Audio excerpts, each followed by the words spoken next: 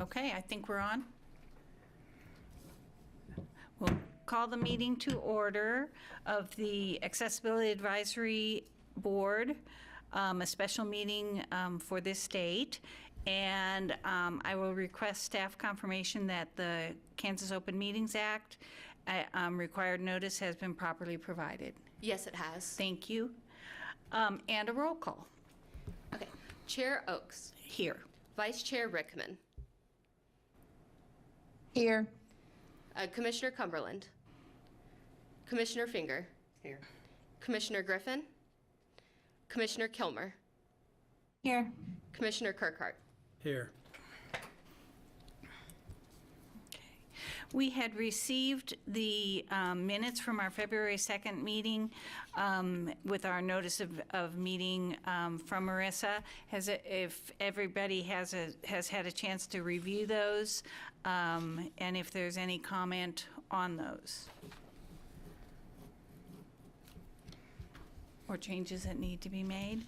If not, I will ask for a move to approve the minutes. I request approve. And a second. I second. It's been moved and seconded. All in favor say aye. Aye. Aye. All opposed say aye. Okay, so they've been approved. Under new business, we have opportunity for a public hearing item, and I don't think we have anybody here who is wanting to speak today. No, and the public hearing would have to be pre-noticed in a Okay. formal one. At the end is where they get to speak, Okay. that public forum. Okay, nothing under public hearing items. Under administrative items, we have a review of the finalized annual report. Yes, last time we met, that was the main item on the agenda, was to come up with that. But there were a lot of changes, so we wanted to make sure it was brought before the commission to see that we've reflected all those changes correctly, and it was presented if you had anything else, just to make sure you are aware of how we interpreted all that conversation and incorporated it into the changes. And so Marissa was going to bring it up because it kind of flows into our second item when we're ready for that.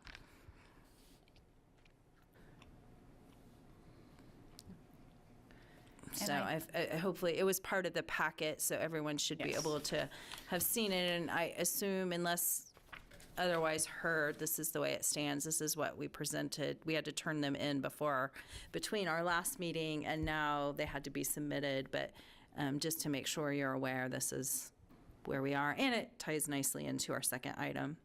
Okay. Do I need to take an action on that? I don't believe so, unless Yeah. anyone had any heartburn with it or had any changes they wanted to make. Now would be the time we could discuss it.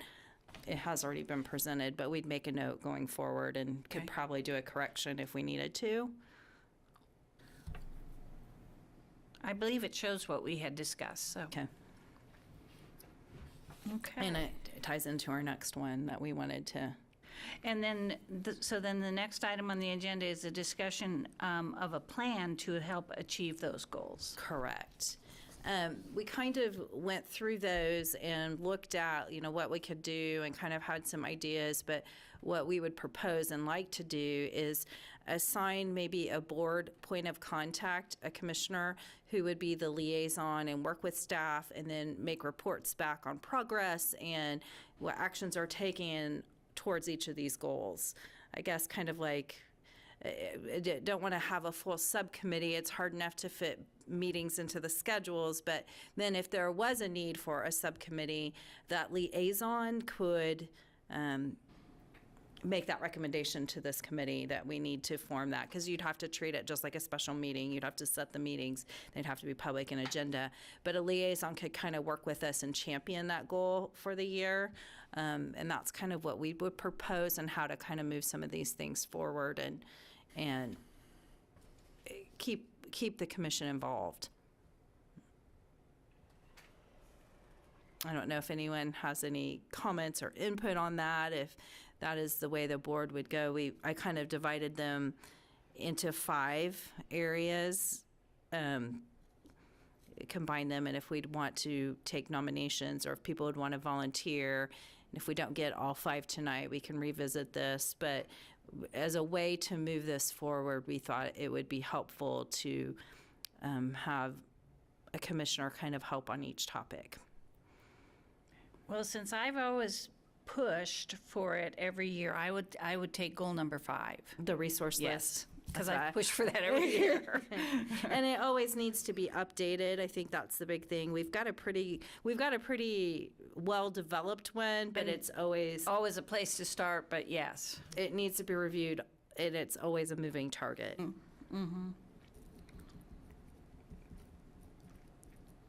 So I put down Chair Oaks as the liaison or champion, or however we want to rephrase that, for the resource list. Does anyone else?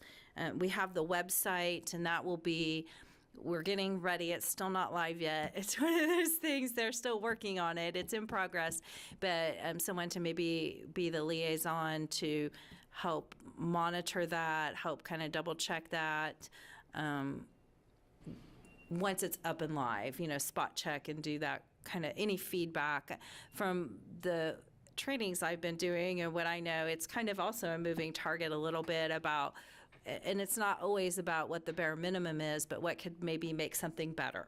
Like, yes, this may be a minimum standard, but it would be more accessible if you did this, making it more readable or more user-friendly. I mean, it is kind of also a moving target. So having help, an outside person that would help kind of check that and remind us to check it at certain times, that would be what I would see that liaison being very helpful doing. I could do that as well as the social media. Those kind of go hand in hand, I think. We did think about combining those. I know Commissioner Kirkhart started to talk the same time Rickman, Commissioner Rickman did. I don't know if that's something you guys want to share. I mean, it's a bigger job. She went, like I said, as far as the website, I could read the stuff. As far as doing any setup or stuff like that, no. Yeah. I call my college son, hey, how do we? And I don't think we're allowed to do any of the setup. I think No, there's it's more others just in the city who do that. checking. But it would be just to see how accessible it is, how useful it is. Yeah. And I could see on the social networking, the ideas being separate. We didn't want to overwhelm someone. Our idea is not to make this a huge commitment where you feel like you should be paid because it's so overwhelming and such a time commitment. It's helping move the ball forward and having input. But I could see the social networking and social media ideas taking on a little bit. I mean, they can have a life of their own. Some people post 40 times a day. But having that creativity and helpful things, having more tasks too. I didn't want to overwhelm. That's why I broke them out separate. They do have overlap, but I know. I'd be willing to do one of the two, just like I said, read it. So I know sometimes, for an example, just got done doing the MS walk and try to go on their website to do something. I'm going, why do they have to go do this to get clear around to doing this here? Yeah. It That's drives the me exact crazy. thing. yeah. So I'd be willing to. Do the website portion. And Commissioner Rickman, could I get your help then on the social networking and social media posts? Of course. Okay. So I will put Commissioner Kirkhart for the website and Commissioner Rickman or Vice Chair Rickman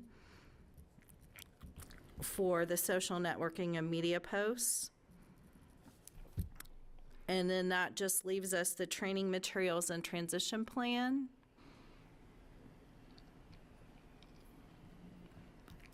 Commissioner, did you have something you wanted to add? I didn't want to interrupt. It looked like you were wanting to speak a little bit from online. Me? Yes. I was just looking at, let's see, we're at number 4. Yeah. That's not something I know a whole lot about, so I don't know that I'm the best person for that. I am willing to help with some of the website accessibility and social media accessibility, specifically for visual impairment Okay. accessibility. And what about the training materials? Is that something that I can't remember who came up with that goal of developing some training materials.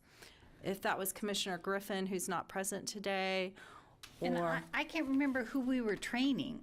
I think it was coming up with some training materials that we could share in the public. You know, Okay. we could have, that was my impression and what Okay. I recall. Development of, I'm looking here to see if I can, development of training materials on accessibility laws that can be used internally and externally. So, you know, development of some things. And I think we will be in our training today have something that might show you some ideas of what we have. But if there was a board liaison, and if we don't have one tonight, we can always, you know, hold it open because we are missing some commissioners. And if we don't have a liaison in every one of these, you know, we'll do the best we can, but I feel good that we have some start to it. The other thing I would note that the reason one liaison and not two is if you start talking to each other, then we run the risk of the Open Meeting Act violations if you two would start communicating. And so having one point of contact that works through us and makes a report back to the board, then we aren't risking any meeting violations. And that's the reason for just having one per task, I guess, or per goal. And then it will always come back to whatever is done would come back and make a report to the commission. So, and if it needs to be. Is the ADA transition plan as it exists now in our bundle packet that we got? Probably not. Okay. It has been a while since it's been updated, which is why we are doing it. I will just Okay. say we are not alone because when the act initially came out, there were deadlines at first, like you have to do this by this, you have to do this by this. And then after that, it kind of left self-going. So ours, we're in the process of updating that. And I don't think the most recent one is in there at this time. I would go ahead and go on that one, but I would need to work with you guys on it. Yes, and that's Yes. what we Okay. we don't expect anyone to do this completely alone. Right. So, okay, I will put Commissioner Oaks down on that. And it's quite fine if we don't have anyone for the training materials yet. I think this will be a lot more than we've done in a while. So it's pretty ambitious, but you know, if we want to pass, if that's not something you're comfortable with yet, I know you're new to the board, so we're welcome to do that. I feel good. And again, it's something that might expose itself to us. The need of it may expose itself to us as we work along. Correct. Yeah. I would say yes. Okay. So we'll leave that one open for now. And some of these will never be ending. They're more like standing committees, you know, in the sense that you will probably always have something. So if you don't do it this year, maybe next year, you know, people get tired of it and be time to pass the baton.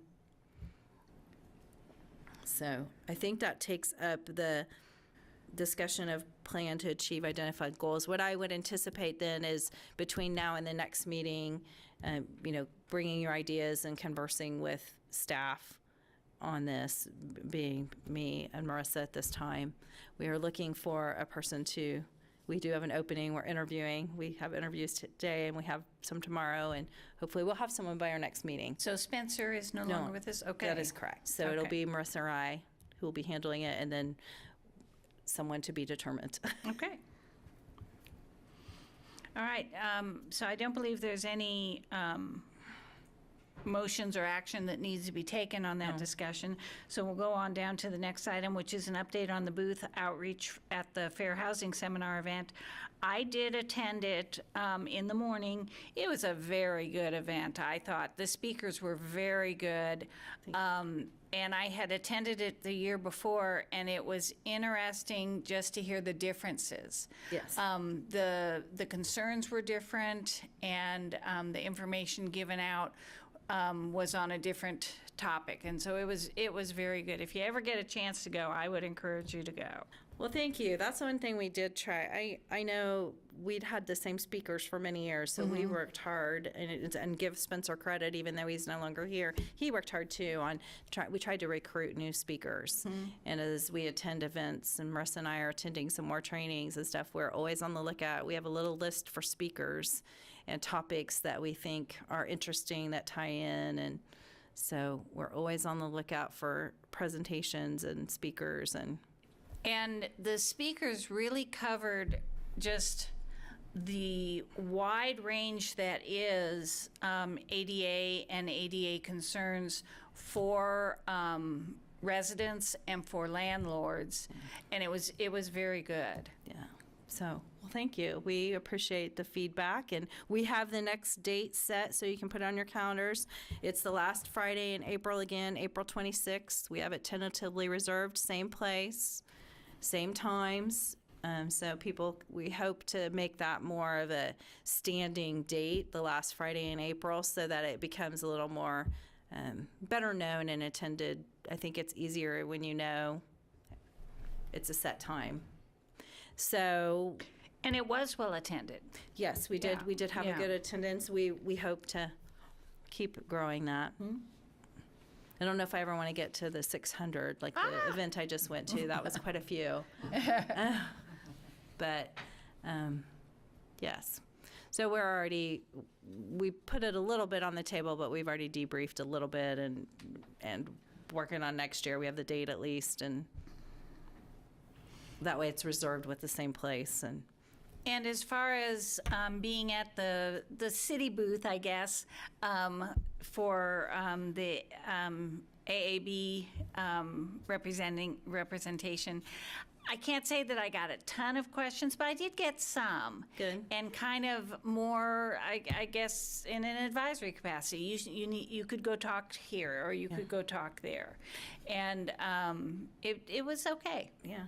Well, I would like to, if we did have some training materials like we talked about, that'd be nice to have out. Most of the materials and handouts we have, other than the resource list, are more fair housing focused, which is a big part of our office too, and the other board that we serve. But I would like to have some more handouts or presentations that or things that we might be able to give that are specific to ADA too, and ADA materials. If we can come up with something that we could hand out, that would be my goal. If we could do something like that, to have it for April 26th of 2024, so that we can have it at that event and really showcase it. It was interesting, though, Michelle, some of the folks who came over and chatted with me were not from Salina or Saline County at all. So some of my suggestions really didn't apply to them. Oh, Yeah. okay. Well, that is the harder thing. We are trying to reach out a little bit because it does get accreditation, and we do want to spread the message. We don't want to limit any of the message to just Salina, but And definitely the speakers were more general to the law, to the needs of the landlords and the clients. So it was not specific to Saline County, but yeah, I am. yeah. So our resources are, Yeah. unfortunately, our resource list is very specific to Saline County people, and what I know Right. too is Saline Right. County. So you're not alone in that, but at least it's there, right? Yes, and it was very good. So.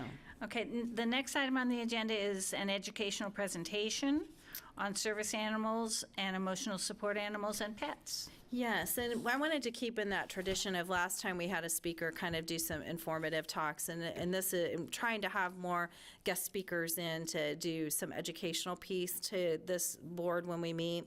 So what if Marissa would pull up, she's going to share a screen shot of kind of what we've created a little bit. We were asked to make a one-page handout, and on the other side I have some city questions and stuff, but this is in general what we kind of how to educate people and put this into a clean perspective that kind of tells people there's a difference between pets, emotional support animals, and service animals. And actually, not all animals are the same.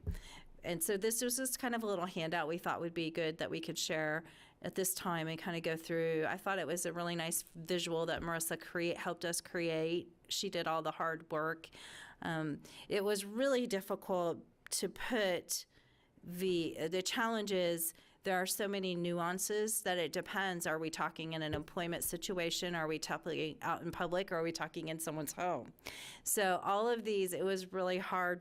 I spent a lot of time going back and forth and making her redo to make the statement accurate, because a lot of times just to make a blanket statement, I would always say, well, it depends. There's always a caveat in there and always a little thing. But I thought this was a really nice visual that kind of explains the differences. And we'll just spend a minute, and then if anyone has any questions.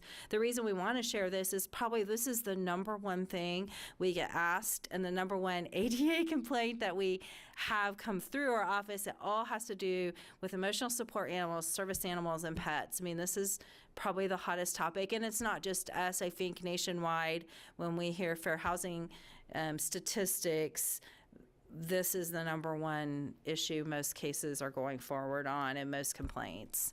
So I know it's an area that could use some education. And so anyway, going with that, so just a few items to note.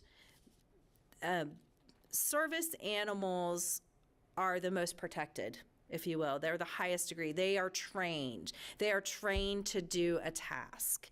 And so, and the big thing to note is if you see anything but a dog, it's probably not qualified as a service animal, no matter what kind of leash they have on it or what tags someone tries to portray on that. To be a service animal, it can only be a dog, or some limited cases, a miniature horse. Do not ask me why a miniature horse, because I do not know the why of that. But a miniature horse, other than that, those are the only two that are officially service animals and recognized under the ADA. The other thing that is kind of an overall note besides this, service animals are protected under the ADA.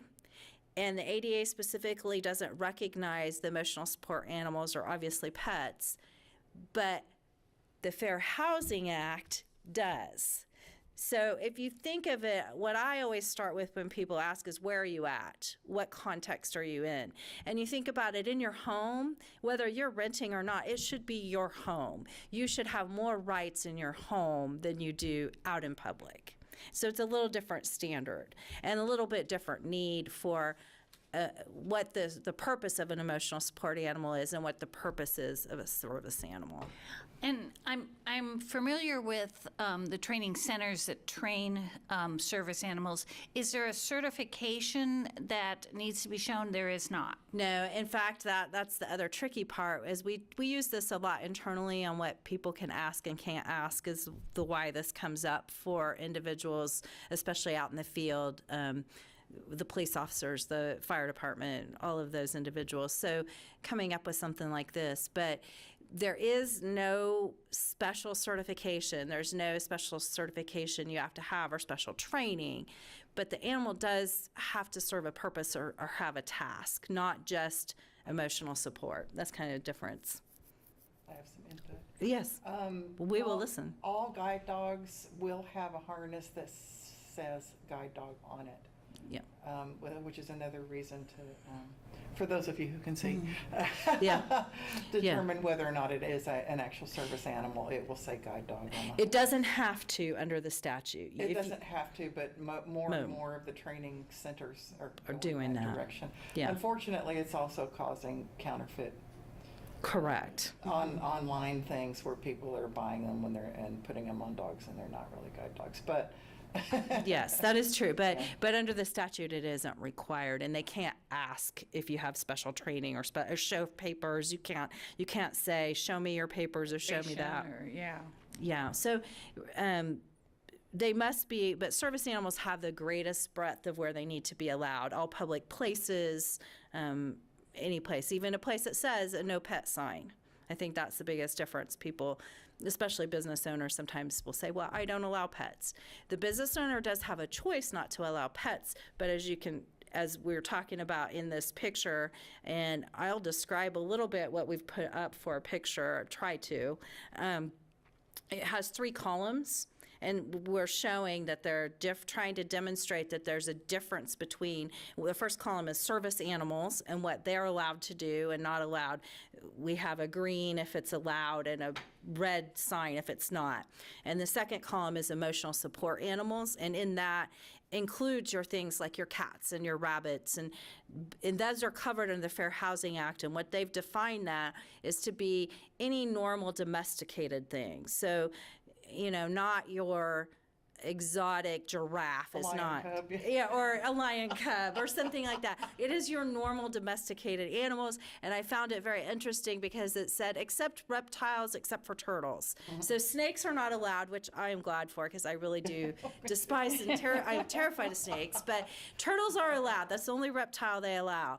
But I thought it was interesting in the wording that that's what it said. But so there's a picture then in the first column of dogs, service animals, emotional support animals, that has little pictures of a bunch of different normal domesticated. It has a dog, a rabbit, a turtle, a cat, a hamster, or some sort of hamster rat thingy, and a fish. And then under pets, it has the snakes, the chameleons, the dog. You know, I mean, anyone can technically call something a pet, whether it's allowed under your zoning laws or other things, you know, or your landlord. But those are the things that can be more regulated. They aren't allowed. And so pretty much it's kind of, and then we go through each item. So we'll kind of go through that. So must be allowed in stores, restaurants, and public places. The service animal is a yes. The emotional support animals are no, and pets are no. Again, a restaurant or a store can say, like, I think some of those pet stores, Petco and PetSmart, they're allowed. You can bring your pets in. Pets are welcome, but that's not required. Like a restaurant is required, even though it's a restaurant, to allow service animals. They must be allowed in no pet rentals. Service animals and emotional support animals are yes, pets are no. So the question is it a pet? Is it a service animal? Is it an emotional support animal? That's why it's also tricky, because it does depend which law you're applying and where you are. Must be allowed at disabled owner's place of employment. The service animal, yes. It is always yes. Emotional support animals, no, it's not necessarily required, but in employment, it's a different situation. An employer needs to engage in discussion when there's a request for a reasonable accommodation. So I would submit that you'd at least need to discuss it, but it would not be required as it would with a service animal. Pets, no. Obviously, your employer does not have to allow pets, but I know there are companies like PetSmart and Petco where they are allowed, and some other employers are allowing pets. Is the trained to help the owner with tasks? That is the main function of a service animal, and that's why it is a yes. A support animal, no, and a pet is no. I would, of course, some pets are trained, but they aren't, it's not required. And the point is, for a service animal, it must be trained to do a specific task. That is required of the owner. Yeah. The owner doesn't have to do it, but the owner has the need for the service animal, right? Yes, to do that task. yes. So the sole function is to provide emotional comfort to the owner, and that we put no on service animals, and sole is emphasized because yes, a service animal can also provide that, but it's not the sole function of it. An emotional support animal, yes, that really is the sole function, is just to provide emotional support. And pets, no, although some pets do, I would argue, but they're not maybe classified and have not had the classification of emotional support animal. So they must be directly supervised by the owner in public places at all times. That is yes for a service animal, no for emotional support or pets. And the reason those are no is because they don't have to be in that area. And someone can leave their emotional support animal at home and go to work. It doesn't always have to be with the owner. The rule with a service animal out in public is they have to be under the control of the owner. Then the person with the disability that the service animal is serving does not have to necessarily have it on a leash. But it has to be able to be in the vicinity. The person, if they need the service animal, cannot leave the service animal and go, off someplace, go into a place without it, or leave it with someone else. The point of the service animal is that they need it with them, but they don't have to necessarily have it on a leash. And in a situation where the service animal and the person with a disability has also someone helping them, an assistant, that assistant can have control over it. It's still helping them. So it doesn't necessarily have to be, but it needs to be in the vicinity. They can't just go and leave the service animal and go into a bar and leave it, or go in somewhere and leave it for hours for whatever reason. I'm trying to think of reasons why you would leave it, but that's the point of that one.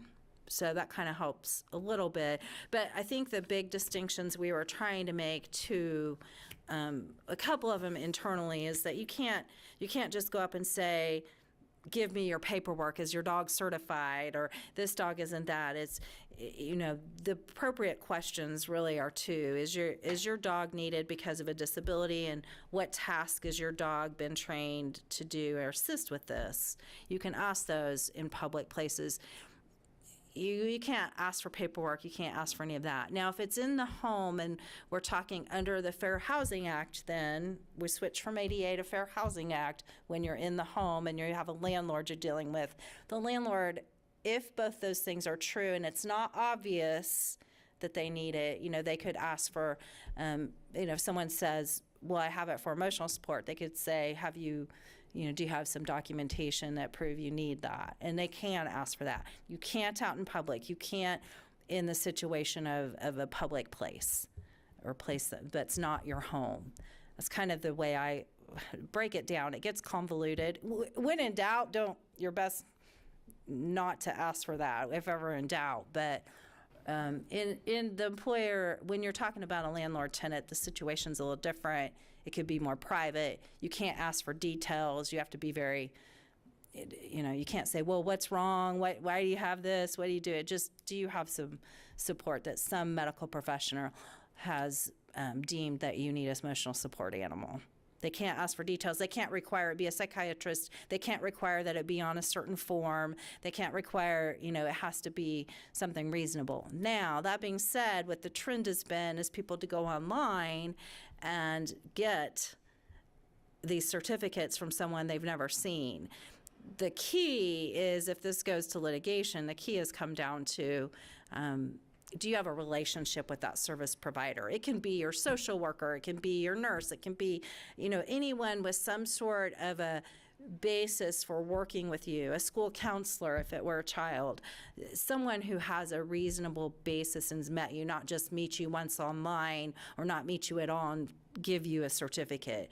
So, and usually when that comes out is not just in your one-offs, it's when things go awry and there becomes litigation and it goes into proving that. But I would caution anyone, unless you're in that point, asking for, well, how long have you known that? If it seems reasonable, if it's on a doctor's letter. This or is very anything. good how you broke it down. Yeah. Wouldn't that make a good training tool? Yeah. Well, and that's what we were hoping for, more of these Yeah. kinds of things to Yeah. kind of break it down and try to make it easy. Again, we try to caution people, there's such nuances in it, and it depends if you're in a job, it's a little different than when you're in public. Or another situation would be, and I think a telling thing, because we had this phone call, that's the only reason I've thought of this, is, there's nothing for a dog to be in training. You'll sometimes see service dogs in training, and people will say that. There's nothing that there's no exception under the law that says, oh, you can take a dog out that's in training. What the real test is how's that dog behaving? If the dog is barking and disrupting the play that everyone is trying to watch, or the movie in the public place, it's not trained enough. It doesn't really matter if it's in training, it's not enough. It's being disruptive. You can ask it to leave. If it barks one little or it, starts to jump because it still isn't, that does take time, and it takes a lot of exposure for that. There is no exception for dogs in training. If the dog is behaving, though, I would submit it doesn't matter, because it doesn't even have to be certified. You don't have to have that certification. So as long as the dog is behaving, isn't tearing up things, isn't being disruptive, loud, barking on people or barking at people, or jumping on people, or trying to attack people, or pooping all over, those kinds of behaviors, you don't have to, as a public place, say this is acceptable. It's, just because it's a service animal. It's based on that individual animal's behavior, though, not based on, I don't allow pets. If that makes it a little more clear. So those are the kinds of things that we look at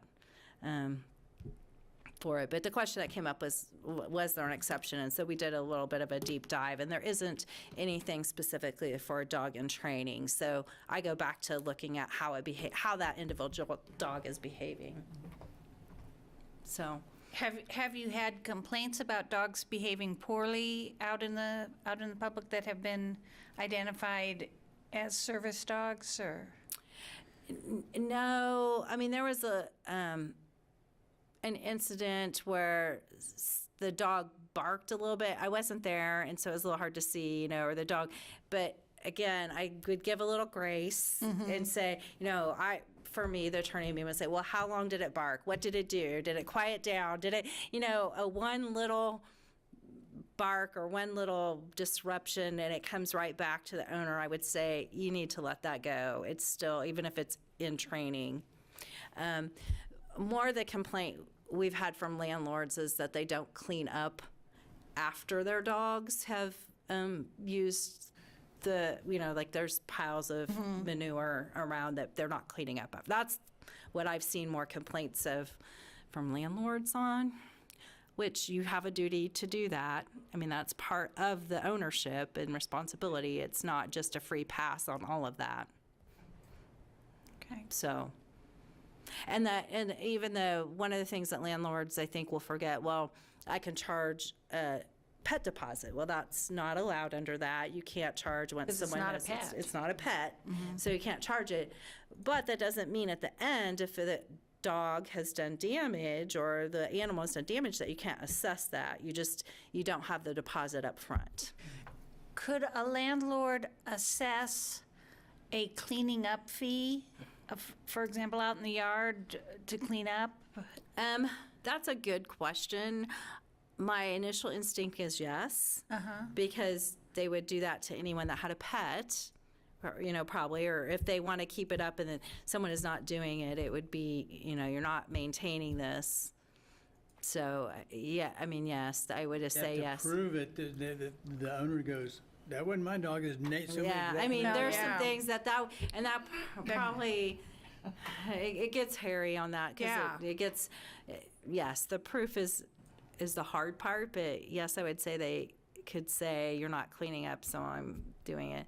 When it's a solo house too, it's a little or a fenced-in backyard or something of that nature, it becomes a little more apparent, and do that. Yeah. Just pick up after yourself, I guess. Yeah. It makes it simple, but. So that's what I have on training, and I guess the only other thing is that there's always the question on banned breeds. It's been pretty clear that you can't ban a breed if it's a service animal or emotional support animal. Again, a banned breed, though, if it's an emotional support animal, emotional support animals are not allowed to be out of the home. They're protected. Their coverage is the Fair Housing Act, not ADA, so it's in the home. And in the home, then if you have documented emotional support animal, the breed ban has to be, it's an exception. It's a reasonable accommodation to a rule. Okay. Is what the standard is. So, hope that answers that. Okay. But I think the only other thing I might add, I was kind of going through my notes on anything else, is it's really clear that when a disability is obvious, or it's obvious what the dog is doing as a task, you shouldn't be asking any questions, especially in public. They want on a need-to-know basis, and you don't need to be questioning someone when it's obvious, is what the statute says. My son, like I said earlier, my son went to school with a young lady that had a service dog, and I've never heard of this before, but she had, her iron gets really low, and the dog was able to tell that and would alert her when, hey, you need to be taking your medicine or something like that. I've heard that for seizures, and I would assume it's the same kind Yeah, of training. I know. However, I think diabetes, there's some Diabetes. training as well. And this So- young lady's in equestrian, she rides horses and stuff, and they're going, holy cow. yeah, I didn't know about the iron, but I've heard it for other things. So I would assume that you could train them for those types of medical purposes. And that's why you can't ever assume just by the breed of the dog, if it's a small dog, it's not a service animal, or if it's this kind of dog, or, it's not, you can't assume. Yeah, I know. But there are times it is obvious, and you shouldn't ask if you don't. I mean, you shouldn't just be asked. That becomes harassing when you know, or should know. And they do not have to wear like you were saying, a guide dog garment on the dog. A small dog who Well, this did one that was small. service. This was Yeah. a kind of a husky kind of thing. Oh, it was a bigger dog. I've seen some small dogs with people, and that's why you can't assume, I've seen a seizure dog who was just a little terrier type dog, and I don't think it wore any type of a garment. Yeah. Yeah, but it performed a very important service. Right. And it wouldn't have to be on a leash all the time, but would have to be, the rule is under control of the owner or the person with a disability. And again, that has a little bit, if the person with a disability has an assistant and a full-time aide, where it couldn't control the lead, that's an exception. That would be something you have to look at the circumstances. So it's hard to make those rules, like to say flatly it always has to be under the control of the owner. Well, there are always some exceptions, but I mean that's kind of the way it is. If you start with some of the basics though, and just know those basic ground rules, then you can go from there. And I always start with where are you first of all? Are you at home when you're encountering this, or are you in a public place? Are you at work? Because each one of those is controlled by a different law. All very similar, all written about the same time, but they each have different sections, and so you have to go to that section of what you're talking about. Okay, Hopefully that was informative. thank you, informative. thank you, Okay. yes. So with And- that, Any other questions or comments for Michelle on that? Next item is preliminary discussion items, and we don't have anything listed. I just have one announcement that I did want to make. We do have 2 new openings. We had 2 board members. There is an attendance requirement, and so we have 2 openings of individuals that haven't been attending enough that. One didn't surprise me. I think we knew it was going to be very difficult for someone to come from Garden City for these meetings. So we have 2 openings now. Okay. If you know of anyone, now would be a good time. I don't know if they will, because we're getting close, like at a certain point they wait, we're going to do it in August, so I don't know when they'll do it. And where we only meet quarterly, it's a little different too, but now would be a good time. We have 2 openings. Okay. Any unfinished business? No? None that I know of. And I don't think we have anybody here for a public forum at this point. Do we have anyone online, addition to the board members? We do not have anybody extra online. Thank you. And so I believe the next thing is to adjourn and acknowledge that our next meeting is scheduled for Thursday, August 3rd at 3 o'clock. Is there a motion for adjournment? I motion to adjourn. Okay, and a second? I second. It's been moved in second. All in favor say aye. Aye. Opposed? And we are adjourned. Thank you, ladies, for joining.